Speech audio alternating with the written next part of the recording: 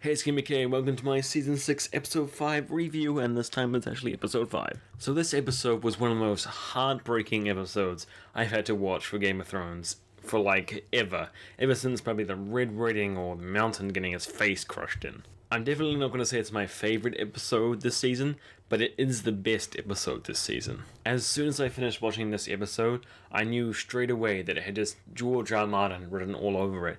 And I went into the inside version. We get to see that whole plot line with Hodor and everything was George R. R. Martin's original idea right from the start. That is the absolute genius of his writing. So without further ado, let's get into this. So we start off with Sansa getting a letter from Peter Baelish saying that he's in Molestown and he wants to talk. Now from the preview, we knew that he was going to be in Molestown, but what I didn't really say was how the fuck he got there. He managed to teleport all the way up the north into Molestown real quick from the Vale. Theon, the Hounds, Littlefinger, wow, teleporting is really increasing in Game of Thrones. So Sansa meets up with Peter Baelish with Meereen by her side, and wow, this confrontation was everything I hoped it would be. Normally, Peter Baelish is the guy who's commanding every conversation. He can work his way around it, and he's so good at this kind of confrontation. But Sansa's just not letting him have any of his tricks, any manipulation. He's just getting right to the point, making him describe every single horrible feature or thing that could possibly happen to her with Ramsay. Even though Sansa was trying really hard to make sure that he couldn't get to her, he slipped in that blackfish thing just so he could get his own agenda still in there and help her out a little bit at least. Now for people who say, oh, you got Peter Baelish all wrong, he's not carrying around Sansa whatsoever. This is a demonstration of how much he cares about Sansa. He wouldn't put himself in such a vulnerable position unless he actually cared about her. Now I understand he's got his own agenda and everything he needs to stand for, but putting himself in that position is just extremely out of character, because if she had told Jon that Peter Baelish was a Molestown, there was nothing that would stop him from going down there and slaying his ass. He betrayed Ned Stark, he betrayed Sansa, and he's not someone that Jon Snow would like whatsoever. Next, we have the scene where they're trying to figure out how they can get some more support and men to help them take down the Boltons. Now, many of the Northern houses are very loyal, like the Mormonts and stuff, because, we got that letter saying last year, we won't bow to no king but the king in the north, or whatever it is, and some of the other small houses are very loyal to the Stark still. But what's going to be interesting is that even though they need to be scraping in all these forces and stuff, Sansa just turned down one of the biggest armies she could hope for. The Vale is already in Moat Cailin.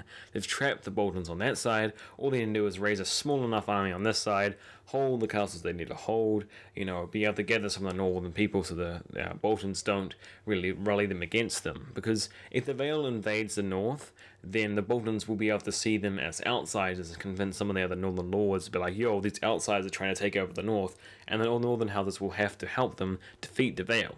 But if Sansa's on the other side by the wall, and she's like, no, come join the Starks, and all the smaller houses and Mandaleys and stuff will help them, and they'll hold their army, and then the Vale will be able to take out, just the Boltons by themselves with the Umbers and the Karstarks, and then the North will be securely theirs, and they would get absolutely owned, and Ramsay can be put on a spike, where he can wave around his flaming head, and everything would be like, yay! But no, we're going to take the people who literally just regained their riverlands, that was burnt down and went through a whole bunch of hardship, make them leave their lands unprotected and get the North back from people who was a failed alliance with them. Because that's going to work flawlessly. It's also very interesting to find out how Sansa kind of views Jon Snow still. Kind of a little bit suspicious, still a bit withdrawing, because he's not going to share information with him that he doesn't need to know. A lot of people say she's not really trusting Jon Snow that much, but I think it's more that he cares and understands that he's going to be a bit irrational if he tells that Peter Baelish was in Molestown. Because if he told Peter Baelish was in Molestown, he would go down and kill him, like I said before, and she doesn't really want that. She wants to be able to solve things her way, the diplomatic way. Also, Tormund's still trying to hit on Brienne. It's pretty good. So in this scene we have Arya fighting the Waith, and the Waith is just beating her up because she's still way better than Arya, even though Arya's improving quite a lot. Then Jaco takes her inside the Hall of Faces and tells her about the origins of the Fiercest Men.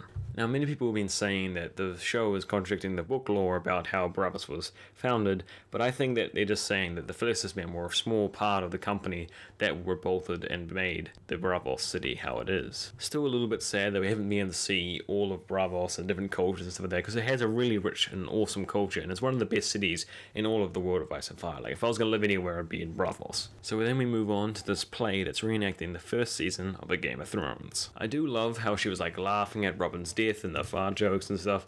And then as soon as it starts to get a little bit personal with her own father getting mocked and stuff like that, she's like, that's a bit rude. It's sad. They're not showing this correctly and stuff. And her Stark starts re-emerging. So it's very, obvious that the Faces Men did this as a test. She'd made them have this particular, job because they knew that would contradict her old Arya self, and it's just testing her. So then she finds out that she pours rum and she's the only one that drinks that, and so that's what she's going to poison. Then she starts asking questions to Jaqen, and Jaqen's like, no. You serve. You do not ask questions. You serve. Then we move on to a flashback that people have been wondering about for ages. The origin of the White Walkers. Now, for a very long time, people have been trying to find out about this really mysterious order of the White Walkers. Their history and everything about them was so clouded in mystery that it was going to be so amazing when it was revealed. But this was kind of generic, personally. It was just simplified or simple, we needed weapons, and we created these creatures, and they ended up turning on us. Oh no, what a crazy and unique storyline. But I do feel like if it has some more depth to this whole plot, like the Children of Frost not really doing it in the wartime of the First Men, but the Andors and some other interesting features, and we get to find more about how they got turned on them and what they're going to do next, and why they're re-emerging this time, it'll make it a more interesting and awesome George R. R. Martin story rather than just like quick glazed over show version. But I gotta say, the cracking sounds as they plunge the knife into the guy was just, so, ugh. Also, the children love to freak Bran the hell out. He just went in a dream where he saw Lifa, stab a man to death by plunging a thing into her heart and turning him into a White Walker. He wakes up to see her, standing over her, looming. Holy shit, that would freak me out. Then we come to the Islands Kingsmoot, which was something that we knew that was coming for quite a long time, and I was wondering how the show would do it. I really like how they had Yara, and she was out there, she was saying her bed, and people weren't really fully going for her, and then Theon backs her and stuff, and they have this brother-sister connection, everything's going awesome, then, I'm Euron Greyjoy. That must have been so guttering for Yara. But I must say that the captains really turned to Euron's side a lot more than I thought they would. They're trying to push this whole powerful woman thing, so if it seems like Yara's getting oppressed overly amounts because of her womanness, it's because they're trying to emphasize that theme. And I don't think that'd be exactly the points that they would turn for him like they did in the books. And he had another thing in the books, the horn, which was very important. I feel like they needed to add more to his character now, apart from a fake promise of, let's bring some ships and stuff like that, which is going to be a long-term, hard process that might not even work to, convincing the captains over. So Euron gets crowned as the king of the Islands, and everyone's like, yay, but then Yara and Theon run off, steal off all the ships, and they're heading to Dany. You steal my crown, I'll steal your plan. So next episode, we'll probably be seeing her in either Volantis, or maybe the episode after that, if they don't have any Greyjoys next episode. But hopefully we'll see her next episode in Volantis, and then she'll head there to Dany with the ships and stuff, and maybe get some lesbian shit, there's always hope. Dany was a very open-minded person in the books, to say the least. So going from there, we go to Dany and Jorah and Dario. Now this is such a great scene. Personally, I've always rooted for Jorah the whole way through. He had one letter or two letters he sent to Varys, which Varys didn't really want to follow through with well anyway, because he was on Dany's side, and he threw him out, and he was such a good advisor and things, always super loyal to her and shit, and I was like, whoa, what are you doing? Jorah's so awesome. But then it's just take care of yourself. Find a cure. I command you. And it was so touching, because Dany, that was the side of Dany that I really liked, her and Jorah. And they're going to bring that back. She's got the Dothraki, she's got a power, she's got an army, and she's going to go on Jorah's side. And hopefully she'll kick out Dario soon, because she's going to get bored of him, because he's been stupid and smug and shit. So hopefully that ends, and we'll probably find out he's up to some mixed evil shit. Maybe even part of the Harpies and shit. We don't know. If you're a Red Team Review viewer, you would know about that. But, hopefully they get rid of him soon. Talking about heading to Meereen, we got this scene with Tyrion and the new Red Priestess. Now, I've got to say, these crowns and rulers always try to seem to merge their religions that have influence with the people with their ruling, and it just doesn't work. It just never why? No, Tyrion, this is going to be a bad decision. They're not going to help you out that much. This religion and state do not mix well whatsoever. They need to be separated very much. Very, very much. Having their magic and influence isn't a bad thing immediately, but if it gets into this long-term set, then the mix between them will corrupt and destroy each other, and people with conflicting views, because you have such a mixed pot of ideas and cultures with the Dothraki and all the different areas she wants to rule, it's not going to work out well. Also, I would love to see a conversation between Melisandre and this new High Priestess, because it's going to be so funny. It's like, oh, Stannis is what was the law, right? No, he didn't work out. Actually, Jon Snow is. No, Daenerys is. Jon Snow is. Daenerys is. Jon Snow is. Just Daenerys is. But before Tyrion can finally close off this engagement between them and the Red Faith and shit, Varys is like, I'll have my skepticism right here. And we all know that Varys hates magic, and the Red Faith in particularly is very magical with shadow babies and fire visions and shit, and he was castrized and his balls and penis were thrown into a flame to be burned just because of a ritual of their religion. So he has a very deep hatred and skepticism of everything they try to hold, and he will try to tear them down and everything they try to stand for. But as he brings up very valid points, she just uses her mystical knowledge powers that he doesn't know about to kind of put doubt and, mistrust in his mind. Is how does he know all this shit about me getting castrized and stuff? This is just fucking crazy and stuff. And because of those expressions and those emotions, it made the best facial expression I have ever seen Varys. He's the most uncomfortable we've ever seen him. He's always been really confident and comfortable in every situation he's been in because he feels in control and he knows everything.